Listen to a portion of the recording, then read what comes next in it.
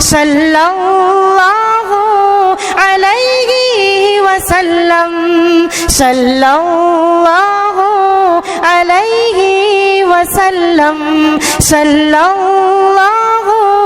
علیہ وسلم. الحمد للہ الذی وحدہ والصلاة والسلام علی من لا نبی بعدہ. اعوذ باللہ من الشیطان الرجیم. بسم اللہ الرحمن الرحیم. الا ان اولیاء اللہ لا خوف علیہم ولا هم يحزنون الذین آمنوا وكانوا يتقون. صدق اللہ العظیم.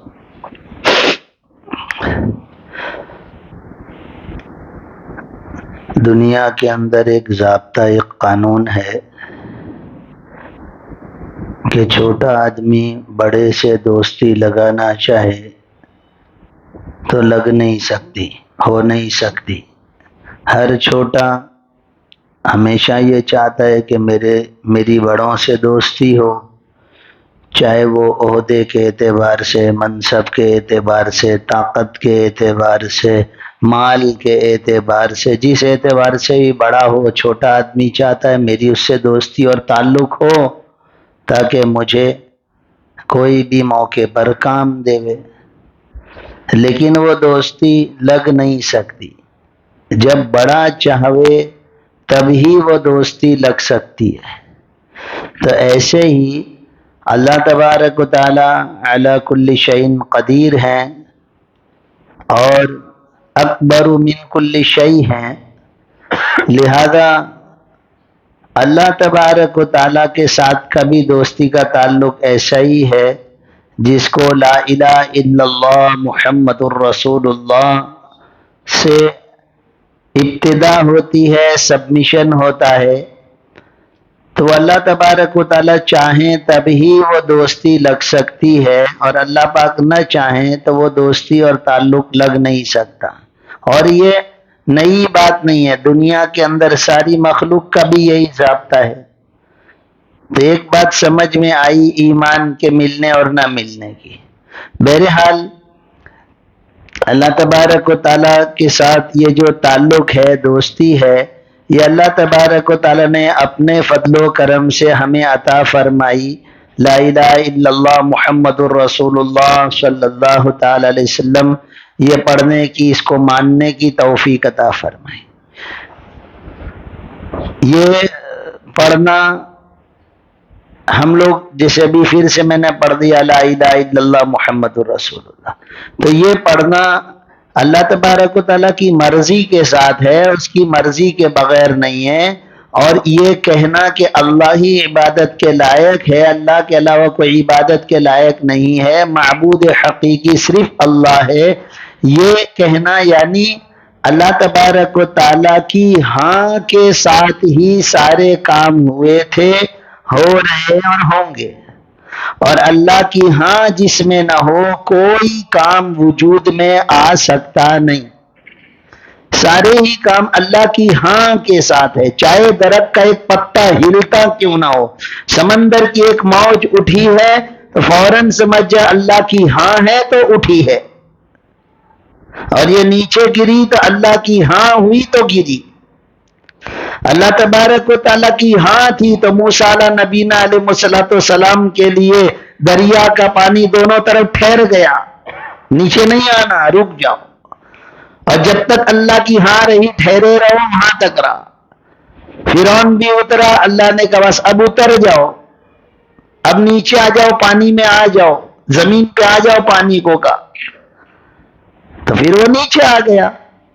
لہذا اللہ تبارک و تعالیٰ کی ہاں کے بغیر کچھ ہوتا نہیں. یہ میں یقین کرتا ہوں، یہ میں مانتا ہوں. اس کو دوستی لگنا کہتے ہیں، اس کو ایمان کہتے ہیں، اس کو لا الہ الا اللہ محمد الرسول اللہ کہیں گے کہ اللہ کو اس کی ذات اور اس کی صفات کے ساتھ میں مانتا ہوں. تو ہم یہ جو اتنی آسانی سے پڑھ رہے ہیں، اللہ کی ہاں ہے تو پڑھ سک رہے ہیں، ورنہ بہت چاہا حضرت محمد الرسول اللہ صلی اللہ علیہ وسلم نے کہ ان کے چچا یہ پڑھ لے رہے ہیں کہ ایک مرتبہ آپ پڑھ لیجئے، میرے کان میں پڑھ لیجئے، میں آپ کی کہ آپ کی اللہ کے ساتھ دوستی تھی، اس کی میں گواہی دوں گا، میں محمد الرسول اللہ میں گواہی دوں گا، نہیں پڑھا۔ یہ سمجھیے، اس بات کو ذرا دل پر اتاریے کہ یہ لا الہ الا اللہ محمد الرسول اللہ، کہ میں ایمان لایا اللہ پر، اس کی ذات کو مانتا ہوں، اس کی صفات کو مانتا ہوں، تمام کاموں میں وہ اس کی مرضی کے بغیر کوئی کام ہو نہیں سکتا، اس کی ہاں کے ساتھ سب کام ہوتے ہیں، چاہے خیر کے ہوں، چاہے شر کے ہوں، نفع کے ہوں، نقصان کے ہوں، صبح شام کے سیاہ سفید، سب کچھ اللہ کی مرضی کے ساتھ ہی۔ یہ سمجھنا بہت چاہا نوح علیہ نبینا علیہ الصلوۃ والسلام نے کہ ان کا بیٹا کشتی میں آ جائے اور وہ پڑھ لے لا الہ الا اللہ، نوح نجیہ اللہ پڑھ لے اور وہ لا الہ الا اللہ کہہ دے، سمجھ میں آیا، لیکن اللہ کی ہاں نہیں تھی تو نہیں پڑھا۔ تو بہرحال سب سے پہلے تو یہ ایمان کی قدر اور یہ ایمان کی اللہ تبارک و تعالی جو عطا فرمایا اس کی عظمت، اہمیت اور اس کا شکر کہ اللہ پاک آپ نے ہمیں عطا فرمایا۔ اور پھر جب یہ اللہ نے دوستی ہے، یہ ابتدا ہوئی، یہ سبمیشن ہوا ہے، تب یہ دوستی باقی کیسے رہے؟ دوستی کو باقی رکھنا پڑے گا، بلکہ میں کہہ رہا ہوں کہ یہ وہ تعلق ہے کہ حدیث پاک کے مفہوم میں ہے کہ جو لا الہ الا اللہ محمد الرسول اللہ صلی اللہ علیہ وسلم کے ساتھ دنیا سے گیا، تو اب وہ ضرور جنت میں جائے گا۔ تو تھوڑا سا سمجھیں تھوڑا، ضرور جنت میں جائے گا، فوراً جائے گا ایسا نہیں ہے نا۔ میں کچھ پوچھنا چاہتا ہوں کہ قرآن کریم کی کئی ایسی آیات ہیں جو ایمان والے کے لیے جہنم میں جانے کی طرف اشارہ کر رہی ہے، جیسے کہ ایک آیت وَأَمَّا مَنْ خَفَّتْ مَوَازِينُهُ فَأُمُّهُ هَاوِيَةٌ، یہ آیت کس کے لیے؟ جو اللہ کے ساتھ بغاوت کر رہا ہے، جو اللہ کے ساتھ شرک کر رہا ہے، جو اللہ کے ساتھ کفر کر رہا ہے، جو اللہ کی الوہیت کو مان ہی نہیں رہا اور خدا کی خدائی کو مان ہی نہیں رہا، اس کے لیے کا سوال جواب ہے کہ نیکی اور بدی کے پلے کو تولے اور اس کے لیے وہ پلے کو کام میں لائے اور اس کی نیکی تو بنتی ہے ایمان اور اخلاص کے ساتھ، نیکی بنتی ہے، اچھا عمل نیکی میں کنورٹ اسی وقت ہوگا جب اس کے ساتھ ایمان اور اخلاص ہو، ورنہ وہ نیکی نہیں بنے گی۔ تو یہ آیت کس کی طرف اشارہ ہے کہ جس کا نیک عمل کا پلہ ہلکا ہو گیا، یعنی گناہ کا پلہ بھاری ہو گیا، تو وہ کیا دیکھے گا، کہاں جائے گا؟ ہاویہ۔ پھر اللہ پاک فرما رہے ہیں تم کیا جانو ہاویہ کیا ہے، وما ادراک ما ہی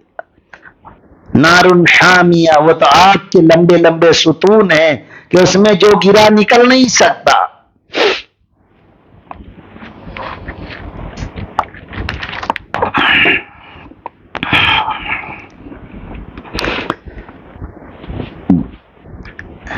اسی طرح ربنا ابصرنا وسمعنا فرجعنا نعمل صالحا انا موقنون، تو یہ آیت کون کہہ رہا ہے کہ اب نیک عمل کر کے آؤں گا؟ یہ ایمان والے کی طرف اشارہ کر رہی ہے یہ آیت کہ اب نیک مجھے دوبارہ بھیجیے، میں نیک عمل کر کے آؤں۔ تو اس بات کو سمجھیں گے کہ اللہ تبارک و تعالیٰ نے ایمان دے دیا، دوستی لگا دی، تمہاری ہماری دوستیاں، رشتہ داریاں، تعلقات باقی کیسے رہتے ہیں اور ٹوٹ کیسے جاتے ہیں، اس کو سمجھو۔ کون سا میں نیا مسئلہ حل کرا رہا ہوں، کون سا ایسا گنیت میں نے رکھا ہے کہ تو بہت مشکل ہے، یہ 12ویں والوں کا سلیبس کے باہر ہے، ہم کو سمجھ میں نہیں آئے گا۔ آپ کی دوستیاں، آپ کی رشتہ داریاں، آپ کے تعلقات باقی کس طرح رہتے ہیں اور ٹوٹ کیسے جاتے ہیں، آپ خود بتائیے۔ کہ ایک دوسرے کی مانتے ہیں، ایک دوسرے کی خوشی غمی کے اندر آتے جاتے ہیں، ایک دوسرے کو خوش رکھتے ہیں، ایک دوسرے کی مانتے ہیں، تو تعلق باقی رہتا ہے۔ اور نہیں مانتے، نہیں جاتے، نہیں سنتے اور ان کو خوش نہیں کرتے، تو دوستیاں، رشتہ داریاں ختم ہو جاتی ہے، کٹ ہو جاتی ہے۔ ہم تمہارے وہاں کیوں آویں، اب تم سے تعلق رکھے کیا فائدہ، تم تھوڑی ہمارے بیٹے کی شادی میں آئے تھے، تم تھوڑی ہمارے وہاں میت ہوئی تھے تو آئے تھے، تم تھوڑی ہم پریشان تھے تو کبھی تسلی دینے آئے تھے، کچھ نہیں، تو دوستیاں ختم ہو گئی۔ صلی علی محمد۔ لہذا اللہ تبارک و تعالیٰ نے دنیا میں کیوں بھیجا وہ سمجھا دیتا ہوں۔ نماز پڑھنے کے لیے بھیجا اللہ نے، روزہ رکھنے کے لیے بھیجا اللہ پاک نے، جاؤ نماز پڑھ کے آ جاؤ، روزہ رکھ کے آ جاؤ، مال کی زکوٰۃ دے کے آ جاؤ، مال کو حلال طریقے سے کما کے آ جاؤ، بیوی بچوں کے ماں باپ کے حق ادا کر کے آ جاؤ، جاؤ، اس کے لیے بھیجا تم کو دنیا میں کہ یہ کر کے آ جاؤ۔ مالدار ہے، حج فرض ہو گیا، حج کر کے آنا، اس کے بغیر مت آنا۔ تجارت اچھے طریقے سے کرنا، ایک دوسرے کو خوش کرنا، کسی کی برائی مت کرنا، کسی کا دل مت دکھانا، کسی کا حق مت دبانا، اس طرح تم جی کے آ جاؤ، بس اس لیے تم کو دنیا میں بھیجا ہے۔ تو یہ سب سمجھ میں آتا نہیں، باقی سب سمجھ میں آتا ہے، اس کا الٹا سب کرنے کا دل ہوتا ہے، یہ والے کام کرنے کا دل نہیں ہوتا، نماز پڑھنے کا دل نہیں ہوتا، روزہ رکھنے کا دل نہیں ہوتا، مال کی زکوٰۃ ایسے ہی نکالی نہیں نکالی، ایسے ہی چل رہا ہے۔ تو یہ کام کرنے کے لیے اللہ نے دنیا میں بھیجا ہے کہ یہ کر کے آ جاؤ، اور یہ کرو گے گویا اللہ کی مان رہے ہو تو ہماری یہ دوستی اور تعلق باقی رہے گا، اور جس کے ساتھ ہماری دوستی اور تعلق ہے، قرآن کہہ رہا ہے کہ ہمارے دوستوں کے لیے الا ان اولیاء اللہ لا خوف علیہم ولا هم یحزنون، کوئی دکھ کوئی غم کی ضرورت ہی نہیں ہے، اس کو ہوگا ہی نہیں، وہ ہمارا دوست ہے۔ اور بڑے کے ساتھ دوستی اور تعلق کا فائدہ یہ ہوتا ہے کہ وہ ساتھ دے، اور اللہ تبارک و تعالیٰ جس کا ساتھ دے اور جس کا حامی اور جس کا ناصر ہو جائے اللہ تبارک و تعالیٰ، پھر اس کو اس کا بال بیکا کون کر سکتا ہے؟ جس کا حامی ہو خدا، اس کو مٹا سکتا ہے کون؟ لہذا یہ تھوڑا سا سمجھنا ہے کہ اللہ پاک نے دنیا میں ہم کو یہ کرنے کے لیے بھیجا ہے، اور یہی کر نہیں رہے ہیں، تلاوت کرنے کے لیے بھیجا۔ خود نبی کریم صلی اللہ علیہ وسلم کو اللہ پاک یتلو علیہم آیاتی کہ آیتوں کی تلاوت کرو، تو وہ نبی تو اس بات کو اتنا مان رہے ہیں،